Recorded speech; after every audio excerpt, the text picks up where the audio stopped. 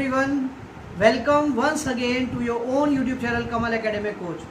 दोस्तों, आप सभी के शानदार रिस्पांस को देखते हुए हमारे टीचर्स का मनोबल बहुत ऊपर हो चुका है और जो आपके बच्चों की परफॉर्मेंस थी उसके बेस पे हमें दोबारा बहुत सारे कॉल्स और मैसेजेस मिल रहे थे कि और वीडियोस बनाइए बच्चों के लिए, क्योंकि उनकी परफॉर्मेंस बहुत अच्छी है। तो उसको देखते हुए हमारे टीचर्स बहुत बहुत बहुत एनकरेज फील कर रहे हैं और वो आपके लिए नेक्स्ट सेमेस्टर में भी वीडियोस आज से बनाना उन्होंने शुरू कर दिया है। तो देखिए आज बच्चे हमारे क्या सीखने वाले हैं, आइए।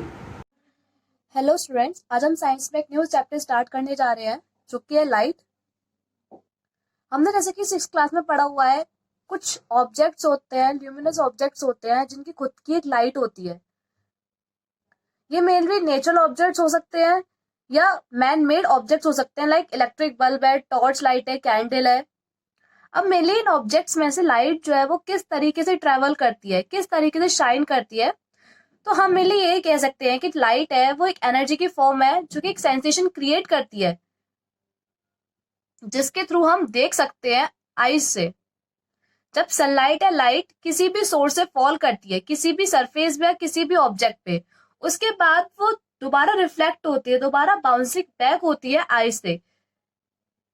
उससे क्या होता है, मेनली हम ऑब्जेक्ट जो है वो सी कर सकते हैं। ये चीज मेनली इसमें है रे एंड बीम ऑफ लाइट।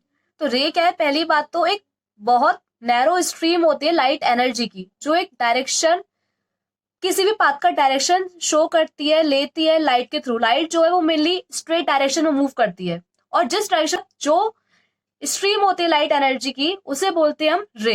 जैसे इस डायग्राम्स में दे रखा है, रे जो है प्रेजेंट है, लाइट की रे दे रखी है, पैरेलल बीम जो होती है, कन्वर्जिंग बीम दे रखी है, डाइवर्जिंग बीम है।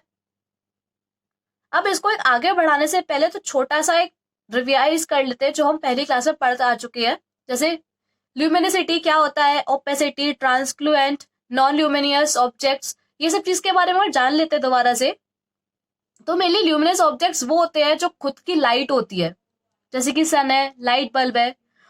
ओपेसिटी वो है जहां जिस ऑब्जेक्ट से लाइट पास नहीं होती, जैसे वुड है, वुड पे से लाइट पास नहीं होगी।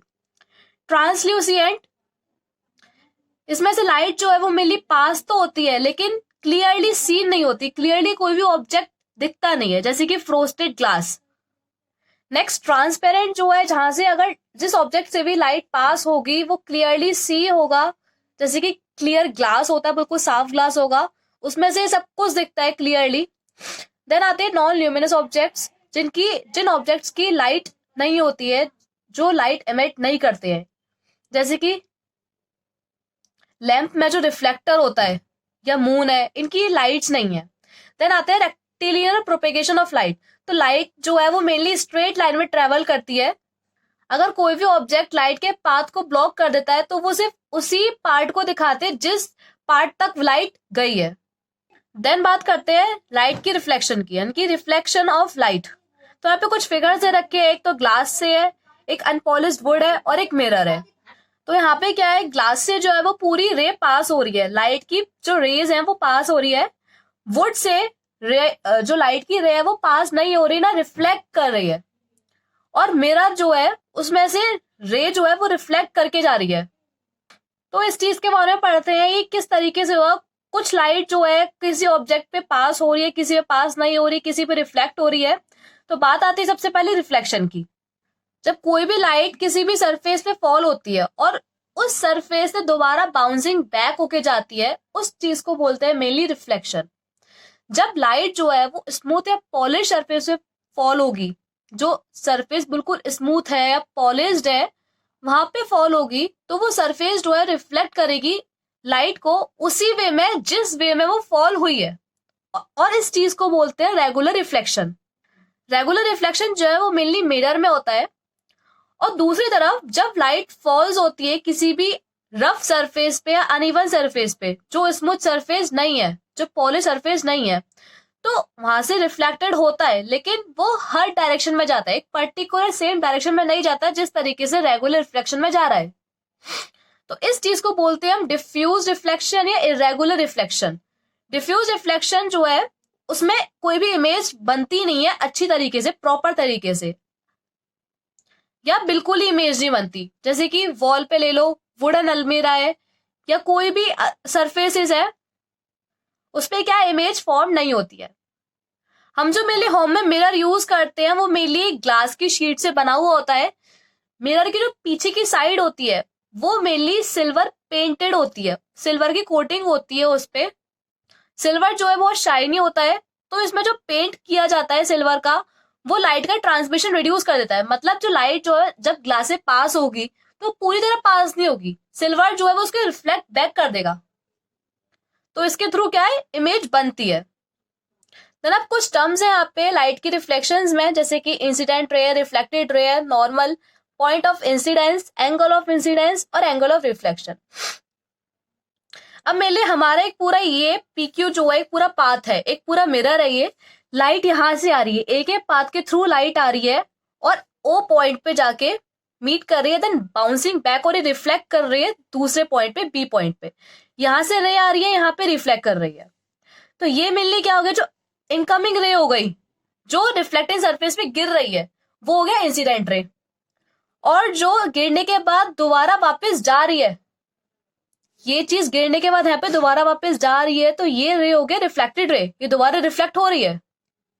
देन आता है नॉर्मल। नॉर्मल जैसे कि कोई भी प्लेन है, इसके ऊपर जो परपेंडिकुलर लाइन होती है जहां पे 90 डिग्री का एंगल बनता है हमारा, उसे क्या बोलेंगे मेनली नॉर्मल।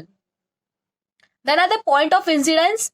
कोई भी पॉइंट लाइट की जो स्ट्राइक कर रही है और वो रिफ्लेक्ट हो रही है, यहाँ पे मिली पॉइंट ऑफ इंसिडेंस क्या है ओ, यहाँ से पॉइंट आ रहा है, यहाँ से लाइट आ रही है, इस पॉइंट पे रिफ्लेक्ट कर रही है, इस पॉइंट पे स्ट्राइक हो रही है और यहाँ से रिफ्लेक्ट कर रही है, तो मेनली ये क्या हो गया पॉइंट ऑफ इंसिडेंस हो गया। देन आता है एंगल ऑफ इंसिडेंस। जो इंसिडेंट रे है और जो नॉर्मल है, ये जो इंसिडेंट रे है और ये जो नॉर्मल है, इसके बीच का जो एंगल होता है वो मेनली क्या होता है एंगल ऑफ इंसिडेंस, जिसको डिनोट करते हैं हम आई से।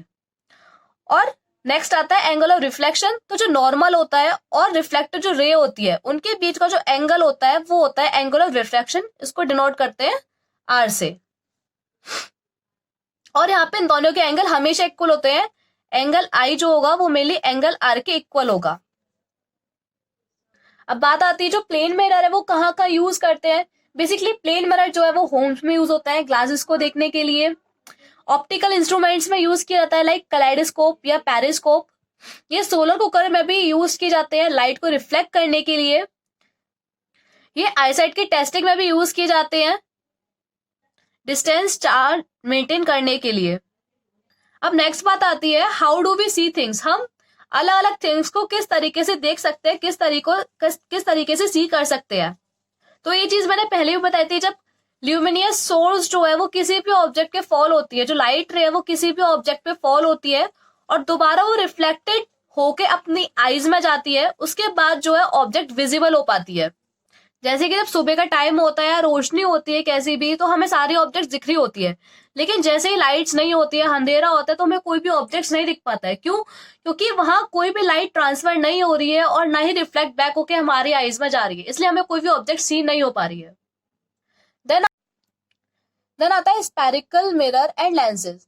तो जो ऑब्जेक्ट इमेज है ऑब्जेक्ट की, किसी भी ऑब्जेक्ट की, वो क्या साइज चेंज करती है। तो मेनली जो नॉर्मल मिरर होता है जहां पे इमेज फॉर्म्ड होती है, जिसे बोलते हैं प्लेन मिरर, उसमें वही साइज रहती है जिस साइज के हम दिख रहे हैं, जिस साइज से कोई भी ऑब्जेक्ट दिख रही है। लेकिन इमेजेस की साइज तब चेंज होती है जब हम स्फेरिकल मिरर या कोई भी लेंस यूज कर रहे होते हैं, जैसे कि कर्व मिरर है। कर्व मिरर में आते हैं 2 टाइप्स के मिरर आते हैं, कन्वेक्स मिरर और कॉन्केव मिरर।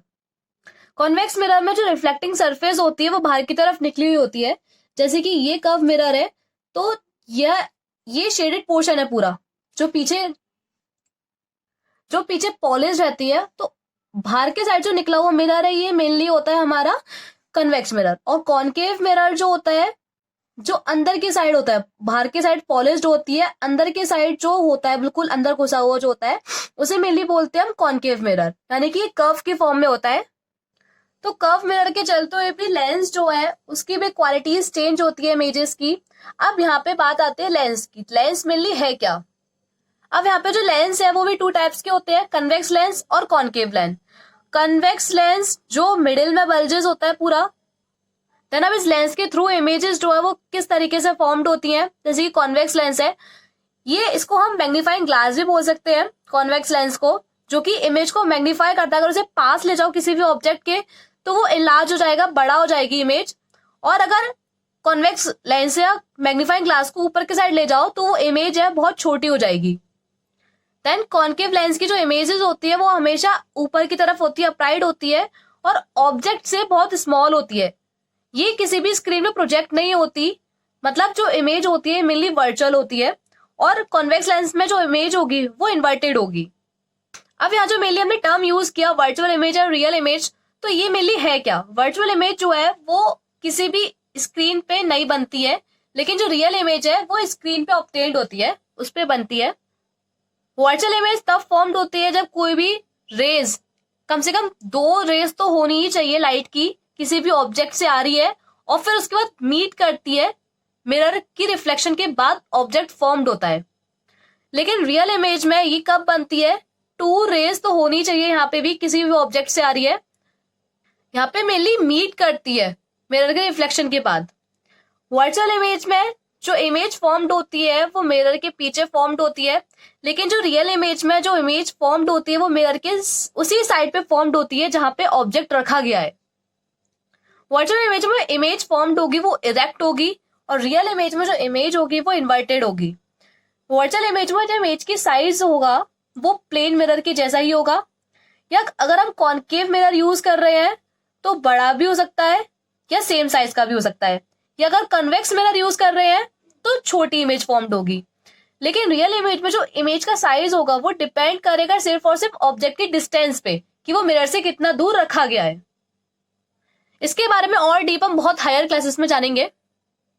देन नेक्स्ट बात करते हैं, इसमें हम कर्व मिरर या लेंस के यूजेस की कहाँ का यूज आते हैं। अब जो कर्व मिरर है, कर्व मिरर में मेनली हमारी 2 टाइप्स के मिरर आ जाते हैं, कॉन्केव मिरर और कॉन्वेक्स मिरर।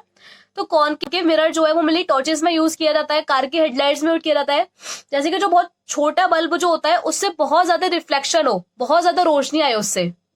कॉन्केव मिरर जो है वो मेनली शेविंग मिरर्स के लिए भी यूज किया जाता है, जो कि इमेज को मैग्नीफाई करके उसे बड़ा कर देता है। देन कन्वेक्स मिरर का यूज आता है। कन्वेक्स मिरर जो है वो रियर व्यू मिरर में यूज होता है ऑटोमोबाइल्स में, या पूरा फील्ड दिखाने के लिए, जैसे कि कार्स में मिरर जो यूज होते हैं, साइड मिरर जो होते हैं कार्स में, उसमें क्या होता है मेनली कन्वेक्स मिरर यूज होता है।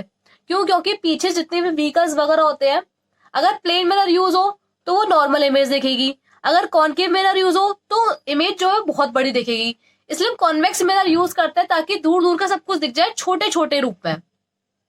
देन कॉन्वेक्स मिरर जो है वो स्ट्रीट लाइट्स में भी यूज होता है।